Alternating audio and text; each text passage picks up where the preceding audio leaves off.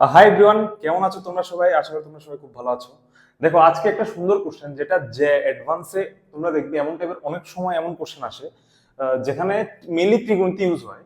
আর series থাকে না, normally সিরিজের কোনো কনসেপ্টই লাগে না, মেনলি ত্রিগুণিত ইউজ হয়। কোশ্চেনটা দেখো, এখানে বলেছে find the number of solution of this equation. এমন একটা ইকুয়েশন দিয়ে দিয়েছে, আর এটার একটা থিটার ভ্যালু দিয়ে দিয়েছে 0 to π/2। তার মধ্যে এটার এই ইকুয়েশনটার কয়টা সলিউশন থাকবে, ঠিক আছে? দেখো, এখানে যদি ভালো করে এটাকে অবজার্ভ করো তাহলে তুমি বুঝতে পারবে। এখানে বলেছে সামেশন m = 1 to 6, এখানে কোসেক আছে, এখানে কোসেক আছে, ঠিক আছে?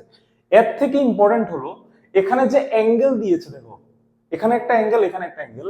অ্যাঙ্গেলগুলিকে যদি তুমি ভালো করে অবজার্ভ করো তাহলে দেখবে এখানে যে অ্যাঙ্গেলটা আছে এটা কি আছে, দেখো এখানে হলো থিটা প্লাস m π/4 মাইনাস π/4, আর এখানে কত আছে, থিটা প্লাস m π/4।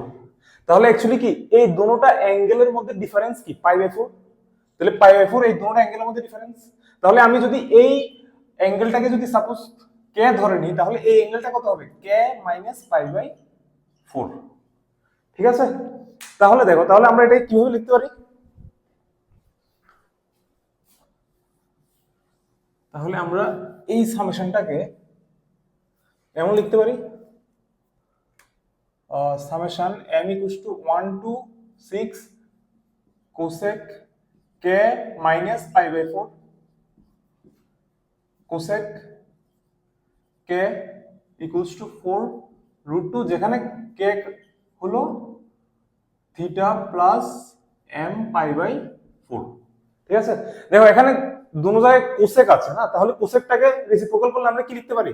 দেখতে বোঝা যাচ্ছে যে আমরা এখানে কোসেক তাহলে কি 1/sin m = 1 to 6, আর এটাকে আমরা এইভাবে লিখতে পারি sin k minus π/4 sin k উপরে 1। দেখো, যখন এমন টাইপের নিচে দুটো জায়গায় সাইন থাকবে, দেখো তাদের ডিফারেন্সটা আগে দেখো। ডিফারেন্স আমাদের এখানে বুঝতে পারছি, এখানে ডিফারেন্স হলো π/4।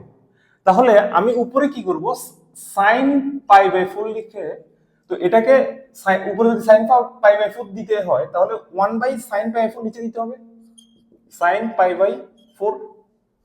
ঠিক আছে? এতটুকু অবধি কোনো প্রবলেম নেই। দেখো আমি এখানে π/4 কেন এনেছি, কারণ π/4 এই দুটোটার ডিফারেন্স।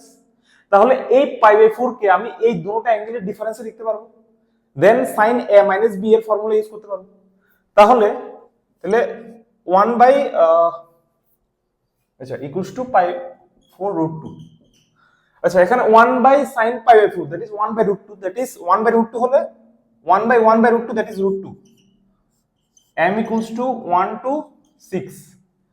তাহলে এখানে কি লিখতে পারি, sin k minus π/4 sin k, আর উপরে π/4 কে এটা লিখতে পারি sin k minus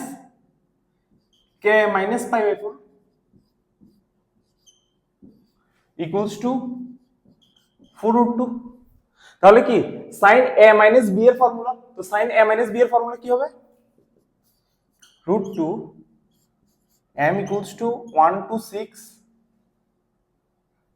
sin a cos b sin a cos b that is π/4। এটাকে নিচেরটা দিয়ে ডিভাইড করে দিই একবারে, sin k minus π/4 sin k minus sin a cos b cos a sin b cos a sin b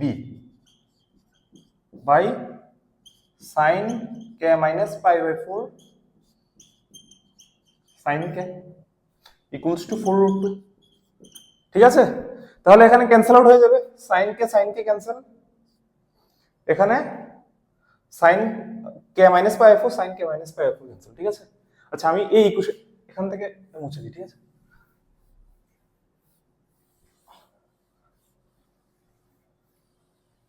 এবার দেখো এটাই কি লেখা যায়, √2 summation m equals to 1 to 6, এটাই কি লেখা যায়, cos by sin that is cot k minus π/4 k minus π/4 minus cot k cot k equals to 4√2।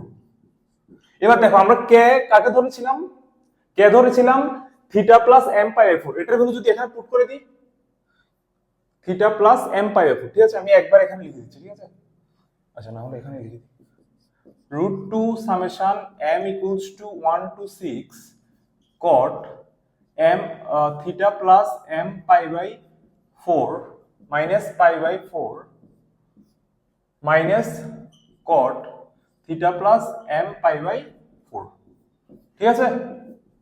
দেখো এখন অবধি আমরা কি করেছি, জাস্ট যে ইকুয়েশনটা ছিল এখানে কোসেক ছিল, এটাকে 1 বাই সাইন করে উপরে তাদের যে ডিফারেন্সটা, এখানে অ্যাঙ্গেলটা বোঝায় খুব ইম্পর্টেন্ট, এখানে অ্যাঙ্গেলগুলি খুব ইম্পর্টেন্ট।